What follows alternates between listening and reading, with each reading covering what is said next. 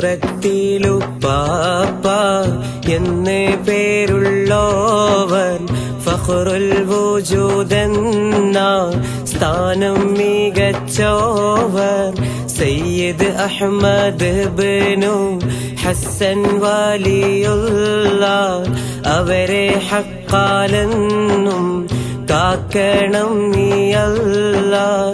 സൂറത്തിലുപ്പാപ്പ